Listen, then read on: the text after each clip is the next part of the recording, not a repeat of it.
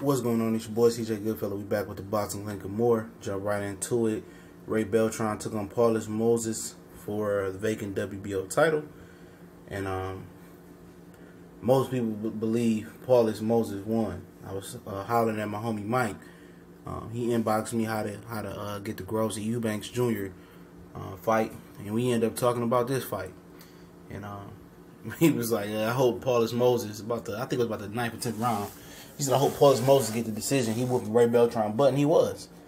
I didn't score it, but Paulus Moses had more moments, doing the eyeball test, and Beltran came on strong late. But you could tell when they read the decision, Paulus Moses knew before they even started reading the scorecards what it was. He wasn't going to win that fight. You know what Top Rank is. People who criticize, Premier Boxing Champions or whatever else for having, controversial scorecards, but gloss over the fact that Top Rank has several, and they have a very, very close relationship with the WBO. And how in the hell, they got Beltran versus Paulus Moses for the vacant WBO title is beyond me. You can't tell me that these are two of the best lightweights in the world right now, out of 4 sanctioned belt bodies. No offense, like Beltran, I'm happy he finally got over the hump. Cool, but he didn't win 115, 111 on 2 cards, and then what? Was it 115, 111 and 116, 112 or something like that? He didn't win by that wide. And most people are going to say he didn't believe he won. I can't tell you that he didn't or did win. I didn't score it. But I can tell you Paulus Moses, he won a lot of rounds early on and going into the championship rounds, And Beltran was eating punches all night from him. And the top-ranked ESPN commentators are terrible and biased as hell.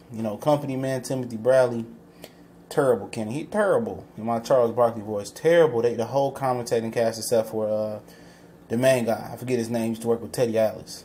He's pretty good. He tried to keep the bias, try to balance the biasness out, but they just biased. It's like HBO. It's like boxing is just going to the shitter, man. It's kind of becoming WWE-esque. It's kind of becoming scripted. We already know the guy with the big promoter and the big bag, and he already up 3 points before the first bell ring. But to get in the fight, Paulus Moses was hitting him, clean whenever he wanted to. Beltran was trying to be patient, trying to be composed, and trying to do his thing.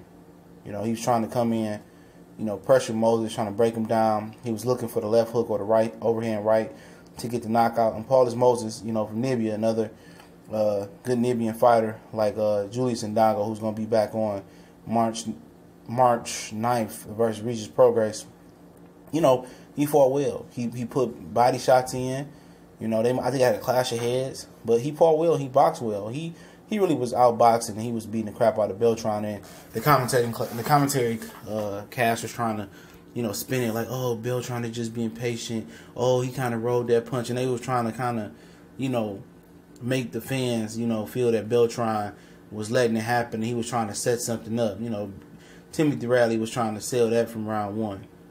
That wasn't the case. Even if you're trying to set something up, you getting out punched, you getting out touched, you getting out boxed. That's a round for Paulus Moses, and they wasn't trying to give him a lot of credit.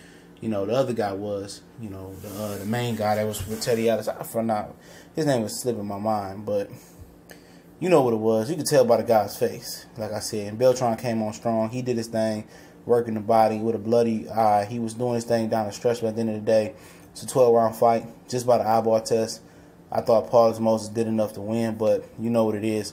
When you come over to the Top Rank and Bob Barron, they wasn't going to let Beltran get jobbed on the cards. And then you had those people say, well, Beltran was robbed by Ricky Burns, and, this is, the world balancing out the karma or whatever.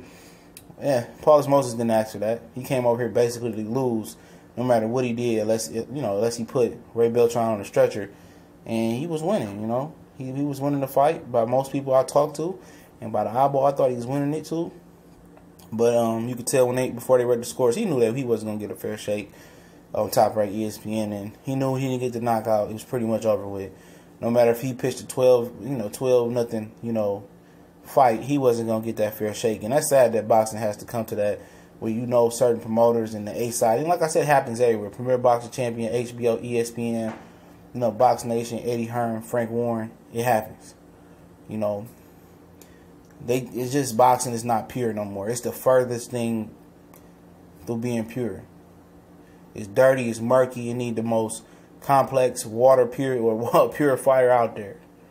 And just, it's another black-owned boxer for some people. But, congratulations to Ray Beltran. He get his first belt, Reno, Nevada. It was an okay card. Shout out to Shakur Stevens. I'll talk about him tomorrow. Shout out to the Ingus guy, Ingus, whatever that guy's name is. But his commentary cast was like way biased. They was sucking on Ingus Clemus, the manager. He one of the most powerful managers in the world. Get the hell out of here. Get out of here. He ain't even top 5. You feel me? But hey, it is what it is. And if you don't know who Ingus Klimov is the guy that be with Lomachenko, Usyk, the same guy who make all the excuses why they don't fight good competition. But y'all know what it is. We gone.